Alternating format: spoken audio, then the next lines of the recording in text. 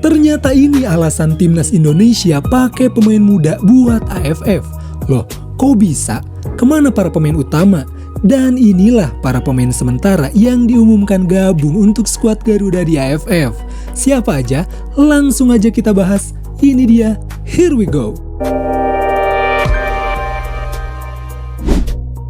Menurut Erick Thohir selaku Ketua PSSI, untuk gelaran AFF akan dijadikan sebagai ajang kesempatan pemain muda untuk membuktikan. Dan mungkin banyak yang bertanya kenapa gak pakai skuad utama? Ya jelas, para pemain utama akan fokus pada kualifikasi Piala Dunia. Oke benar, sampai sini setuju.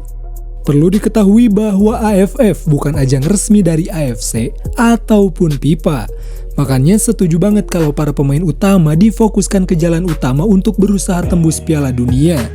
Namun bukan hal yang harus diremehkan, tetap aja sekelas AFF selalu punya gengsi di kawasan Asia Tenggara.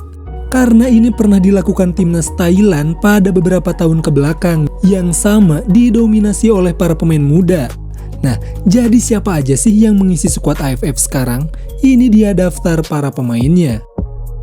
Di posisi penjaga gawang sudah ada dua nama, yaitu Cahya Supriyadi dan Erlangga Setio, yang sama-sama punya penampilan baik meskipun bermain di Liga 2. Di posisi defender ada beberapa nama, salah satunya yaitu Robby Darwis, Kakang Rudianto, Kadek Arel. Kakang Rudianto bermain reguler di Persib dan konsisten secara permainan. Pratama Arhan, Asnawi Mangkualam, dan Iqbal Gwijangge. Pemain senior yang menjadi pilihan skuad utama Sintayong turut ikut andil di Piala AFF kali ini dan akan menjadi modal penting. Doni Tripamungkas, Muhammad Ferrari, dan Justin Hubner. Dari sini kita udah bisa mulai merasa aman dengan skuad timnas. Made Tito, Marcelino, dan Ronaldo Huate. Jajaran playmaker akan lebih kuat dengan adanya Starboy Marceng. Zanadin Faris, Raihan Hanan, Alfrianto Niko juga akan serta meramaikan posisi gelandang. Selanjutnya ada Ferdiansyah, Ananda Rehan, dan Ivar Jenner. So dengan adanya Ivar harusnya lebih lengkap untuk posisi gelandang.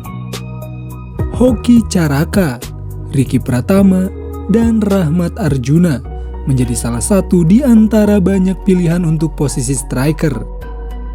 Ada juga Armando Oropo dan Rafael Strijk yang juga akan memperkuat posisi daya gedor timnas. Namun dengan beberapa pemain seperti Ivar Jenner, Rafael Strijk, dan Justin Hubner, kemungkinan masih 50% mengingat izin dari klubnya masing-masing belum jelas.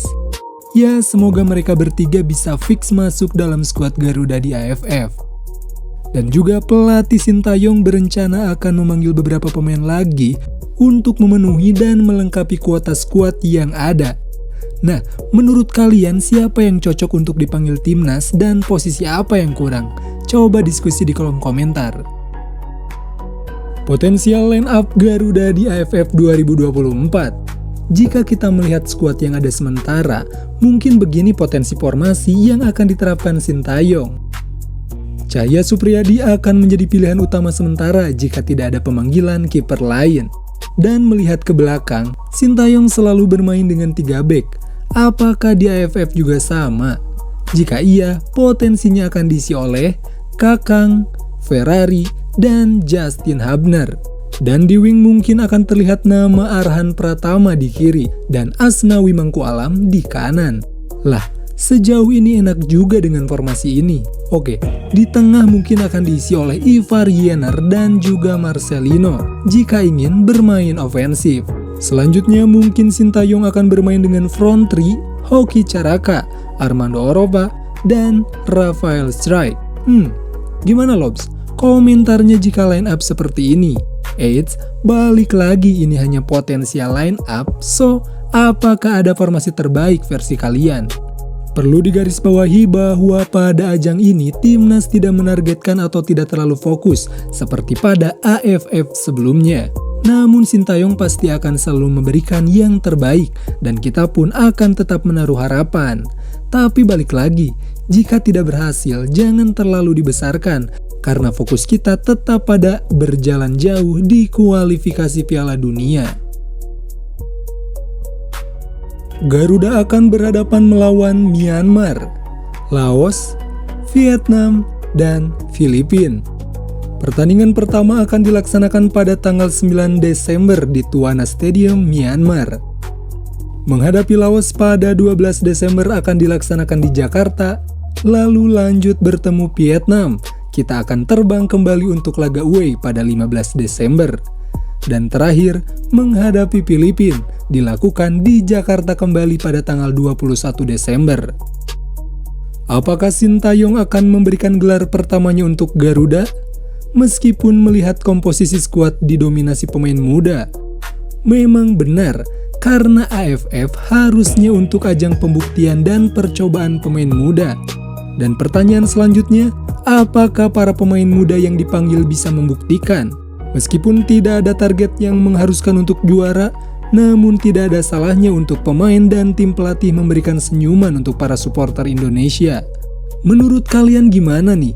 Melihat skuad yang ada dan lawan yang akan dihadapi, optimis atau let it flow aja dan menganggap sebagai ajang hiburan semata? Coba kita diskusi di kolom komentar. Apapun yang terjadi dan apapun hasilnya, good luck Garuda. Dan mungkin pembahasan kita kali ini cukup sampai di sini dulu.